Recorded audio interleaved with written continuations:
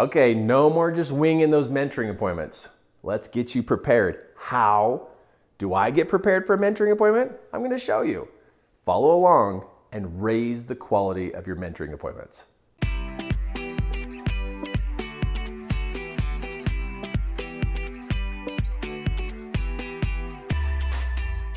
Okay, mentors, let's talk. How do you get ready for a great mentoring appointment? Well, some mentors, they just get on the phone call, jump on their video conferencing, or the person walks in the door and then they get ready for the appointment. I believe, though, to be able to have a high level of respect for that client, we get a little bit more prepared. And what that means is we need to really dial in on getting our mind, our emotions, and the intention very clear what's going to happen in that mentoring appointment. So let's talk about one of the first things that it takes to be able to have a great mentoring appointment. First is to tune into the person. Now, I know you probably have materials like worksheets or a workbook or something like that that you're going to go through to look at what you're going to do in the next mentoring appointment. But don't forget to tune into the individual. How I do this is I will take some time and sit in my office and think about the client. If I can just have 5 minutes to tune and calibrate my mind into this client just for 5 minutes before I get into that appointment, the appointment always goes better. Now, if I could give it 10 minutes, I'm going to be more in tune. Because when you mentor, there's a lot of customization that goes on. And instead of being in the appointment kind of scrambling to find that connection between you and that client, how about you tune in a little bit, take some time. So look for 10 minutes. If you got 5 minutes, it's still going to do a great job, but 10 minutes is the best. Now, while you're tuning in, you need to tune out other things. As you begin to focus on the person you're going to be mentoring, you're going to notice that there's a lot of other thoughts going on in your head. Maybe it's about the calendar. Maybe it's about what you're going to be doing at the end of the day. Maybe it's about the weekend trip you're going to go on, or maybe you have some other concerns on your mind. Part of tuning in is also tuning out. And so you're literally getting inside your head and telling certain thoughts to stop.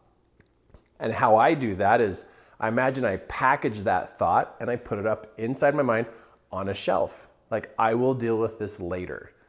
I'll deal with this later. And I'm literally putting the thoughts up on a shelf so that the only thing that's on my mind is the person I'm mentoring. So to tune in also means tune out. And give yourself, if you can, 10 minutes to slow down your thinking and dial in on the person that you're mentoring. Next is to be able to consider about how you're going to give this person 100% focus. You got tuned in, but now it's 100% focus, meaning during that mentoring appointment, you're not going to bring up a bunch of things going on in your life. You're not going to bring up your interests or what you did last weekend or what you're going to be doing in a couple months from now. It's just not important to the person you're mentoring. They are coming to you because it's about them. They're not coming to you to talk about your fishing trips and all those other things. And when they walk in the door, you've already conditioned yourself to be 100% about them. So when they go to bring up other things and ask you questions about what you've been doing, you can be polite, but very short in the information, not to take away from the mentee's experience. So you govern yourself in getting ready for this by thinking about them, tuning into them, and then deciding this appointment is 100% about them. The other thing that'll help you be able to keep it at 100% about them is you also are thinking ahead going, okay, if they bring up any blame or complaining in their appointment, I'm going to help them come back to them. So it's 100% about them. Next, to be able to help prep and get your head straight for a mentoring appointment is this one right here. Review the notes from your last conversation or the email exchange that you've had or the texting that you've had, but review it. And if you have been texting back and forth, talking about your action steps or helping them solve things, last week or last month, go back and read through those texts. Because what it does is it helps you be able to calibrate to their conversation, their language, their situation, and what's happening. So to review the notes, either it's in emails, text form, or the notes you took from your last appointment. And then, of course, review very closely what they're focused on. What is their goal? And this is before the appointment. What is their goal? What is it that can happen in this appointment that can help take a big step forward or be able to help them clarify what it's going to take to accomplish that goal? Like, what could happen? And just a little bit of pondering before the appointment helps you just be more ready for them. Because now you're not thinking about your goals and somebody else's goals. It's all about this person that you're mentoring. Next step is to decide ahead of time how the mentoring appointment's going to turn out. What's the outcome? What are they going to say at the end of the appointment? What's going to happen? Instead of waiting to see how it's going to happen, you already predetermined that this is going to be an amazing appointment. It's like picking the destination.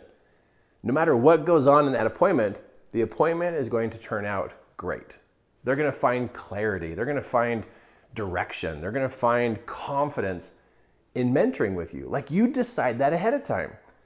And no matter how tough that person is that you're mentoring, you still decide what level these mentoring appointments are going to get to.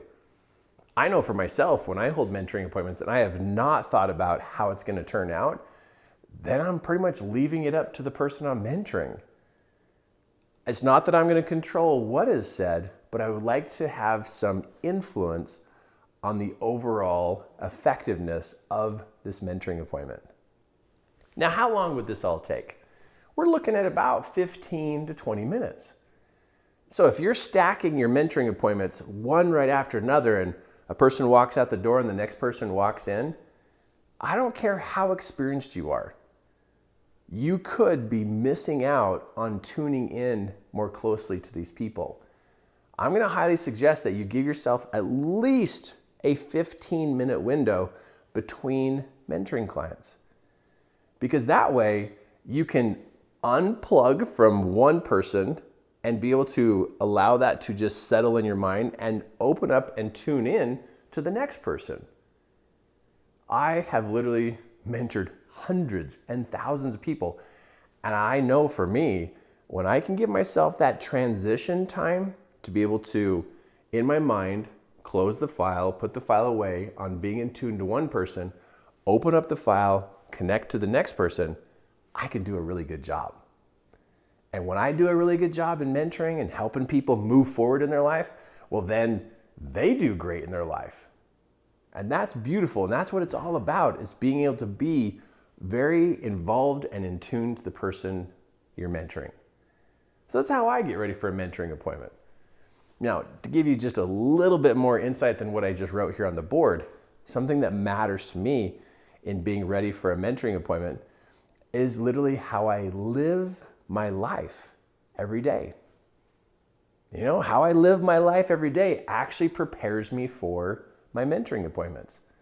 Like, for example, I'm talking to you right now, and tomorrow I have a mentoring appointment, the next day I have a mentoring appointment, and today I'm helping serve you, I'm helping share with you. So when I put myself in a place of teaching and helping people in as many ways as possible, it keeps me and my skills at a high level. So when I get into a mentoring appointment, it's not like I have to ramp up for that appointment. I'm already there. So maybe consider that between mentoring appointments, you help people, share with people, get on social media, share something you've learned, continue to teach and inspire people between your mentoring appointments. That way, you don't drop down because you've had some space and time go by, but that literally your skills can literally be increasing every single day.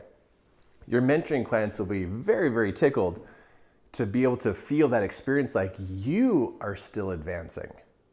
That you're not just staying right where you're at, but you still are serving others and helping others. It raises those skills to that next level. So before you step into your next mentoring appointment, consider taking some time and tuning in. At least do step one. At least take at least 5 minutes and tune into the person, because they're counting on you. They really are. They're counting on you. And let's be great mentors. Let's be prepared. Okay, mentors, you know you have some new levels that you can step up to be able to be a great mentor. That's why you're going to subscribe to this channel, because pretty much every video I'm putting out here is literally insights to being a great mentor. Second step, get yourself to the class I have called Art of Mentoring. Powerful class to be able to help you refine those mentoring skills so you can help people get from point A to point B in less time and more precise action steps. I love to train mentors to raise them up to that next level. So Art of Mentoring, check it out on my website, click the link here below, and also don't forget to subscribe.